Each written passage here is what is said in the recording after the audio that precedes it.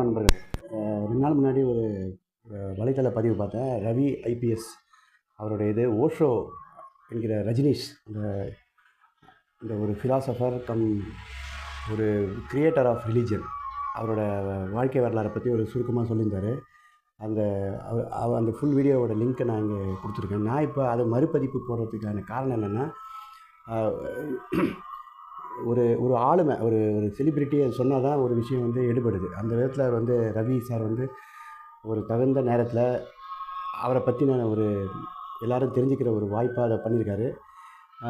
ஒரு ரஜினிஷ் அப்படின்ற ஒரு மனிதர் 58 வயசில் இறப்பை சந்திக்கிறாரு. அதுக்குள்ளேயும் அவர் பண்ண புரட்சி சாதனை மனிதனை ஆண் பெண் எல்லாரையும் விடுதலை பண்ணுற ஒரு அற்புதமான முயற்சி. அதில் ஈடுபட்டிருக்காரு. தனக்கு தோணினதை ப்ரூஃபோட ஆதாரத்தோட நிறைய இது சொல்லியிருக்காரு. அதில் எனக்கு பிடிக்காத ஒரு விஷயமும் இருக்குது. அவர் லார்டு கிருஷ்ணாவை பற்றி கூட அவதூறாக சொல்லியிருக்காரு.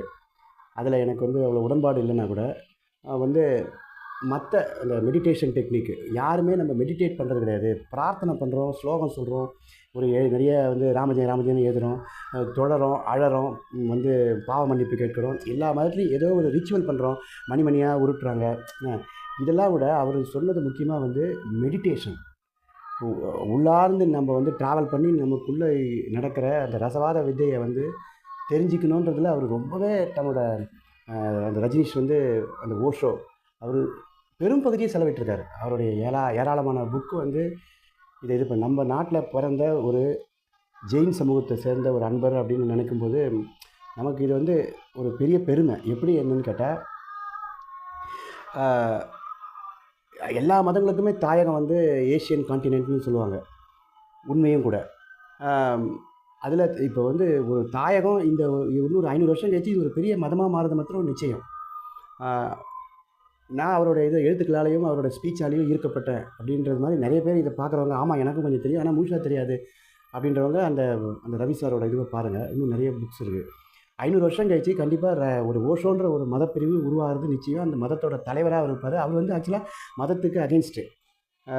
மதன்றதே அவருக்கு பிடிக்காது. இந்த மதத்தை நம்ம மதம் கொண்ட யானைன்ற அந்த மதத்தோட அடிப்படையில் தான் அவர் சொல்கிறாரு, இதெல்லாம் மனசுக்குள்ளே ஏற்றிக்காதீங்க, மனிதன் தன்னை உணரணும். இவன் இந்த உணவு சங்கிலி, இந்த ஒரு அனிமல் கிங்டம்க்கு அப்புறம் இந்த மேன் கைண்டுன்னு ஒன்று வருது. பட் திஸ் ஃபெலோ இஸ் ஒரு கைண்ட்னஸுக்கு பதிலாக கைண்ட்லெஸ் ஃபெலோவாக தான் இவன் இருக்கான்.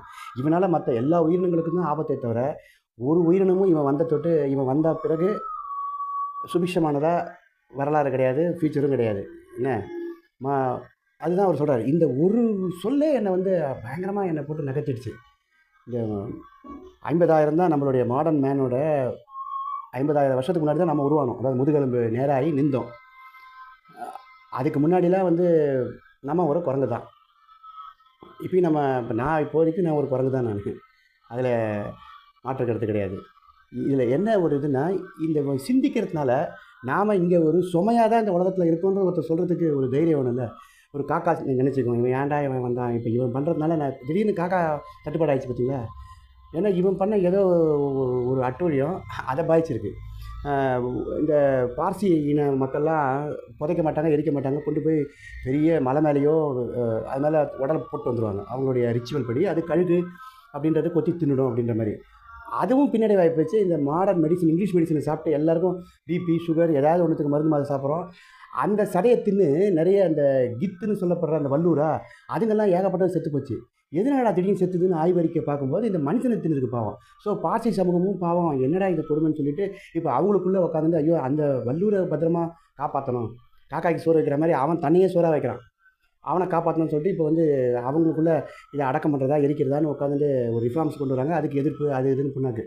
ஸோ எல்லா இதுலேயும் நாமளாக உருவாக்கின சட்டத்திட்டம் தான். இதில் எதையும் மாற்றக்கூடாது, ஒன்றுமே கிடையாது. என்ன இப்போ நீங்கள் பிடிக்கலன்னா இதையே அப்படியே ஸ்வைப் பண்ணிவிட்டு மேலே போயிடலாம், அப்படி அளவுக்கு இருக்குது. அதனால் நான் இப்போ இதோட முடிச்சுக்கிறேன். பாய்.